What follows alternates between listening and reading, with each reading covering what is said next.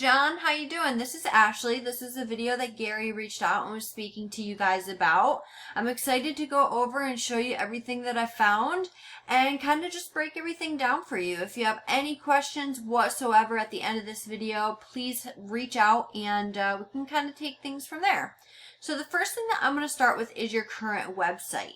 Now when it comes to having a website, it's all about how user-friendly it is, how easy it is to navigate that site, and to be able to cater to different types of people who are coming to your site for whatever reason that may be. Now what I mean when I say that is when somebody comes to your website, they don't want to have to scroll throughout your entire site just to figure out what services you offer, let alone what areas you offer those services in. So what we like to do in every single one of our websites is have all that information readily available. We want to have all that information right from the start. We want to have that click to call phone number, that form submission option. We want to have all that right from the start. So taking a look at your guys' site, you guys are doing a good job with having your click to call phone number right from the start. A few things I would suggest for you guys to start implementing into your website that would help out with conversion rates is having a form submission option somewhere right here would be good. Having your services be in a drop-down menu. That way they don't have to, dig and click and find what services you're offering. And I would do the same thing with the locations that you're willing to travel to. Have a drop-down menu of all the different locations that you're willing to travel to. Again, that'll make it that much more user-friendly. And having a user-friendly website is key when it comes to people coming to your website. So moving on down, looking at your content next. When it comes to content, it's considered king in the eyes of Google, and that's because Google can only read. So the more content you have, the better. Now, looking at the content that you guys have some, which is a great start, but it's not enough to be considered an authority. So in order to be considered an authority, you need a minimum of 1,500 words. So I would definitely recommend getting some more content on your website. Now you don't just want any old written content. You want professionally written, keyword-rich, authoritative content.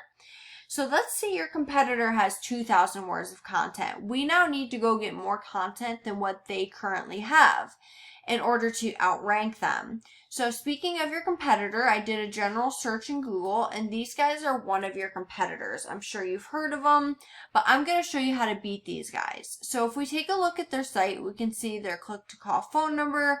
They got, I can't even read this red, it's typically not a good color to go with because it's hard to read. But yes, so they're just, it looks like they just have more content than what you guys currently have. And that is the reason why they're currently outranking you, because other than that, they don't have much. So these guys would be easy to beat. So if we come over here to a paid resource I pay monthly for, we're currently looking at your stats of your website, the power of your website.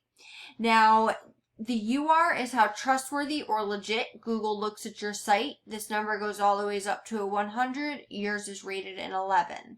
Now, you have 107 backlinks, but they're only rated a 4.8. Which tells me the backlinks that you have are not doing much for you. They're spammy, they're weak, they're not relevant, and they could be hurting you negatively. That's why we want the most relevant backlinks for the most effectiveness. So that's definitely something I would recommend, is to be careful with the backlinks that you are getting because they can hurt you. Now, because of all this, you can see the type of traffic that you're getting. Now, that is good, don't get me wrong. I'm not saying you're not getting traffic. You can see you're getting traffic, but it's not the type of traffic that you think. So we want buyer intent keyword traffic. That means that is specific people going to Google looking for a service, not people coming from a blog. And that seems to be the type of traffic that you are getting, is traffic from your own name and from blogs. We want, again, buyer intent keyword, and I'll show you that type of traffic here in a minute. So if we take a look at your competitor, we can see their stats, and then we can see the type of business they're getting. Look at all that business that you guys could be getting that you're currently missing out on. Now, to show you some buyer intent keywords, plumbers, Sarasota, here, I'll actually show you this one. Plumber, Sarasota, Florida. That is a buyer intent keyword. That is 80 people going to Google looking for a plumber in the area of Sarasota, Florida. That is what we call a buyer intent keyword. These are the keywords that we go and do competitive keyword research for and find and send out to our professional content writers to write content around. So you see what you're currently getting versus what you could be getting. Again, just based on one of your competitors alone per month. Imagine all the others all added up. Not only that, it's not only about the traffic, it's also about, you know, becoming more of an authority online in order to beat out your competition, look more of an authority, not only in Google's eyes, but in your competitors' eyes, and just having a better overall look online. So reach out. I'd love to talk some more, and I hope you enjoyed this video. Have a great one. Bye, John.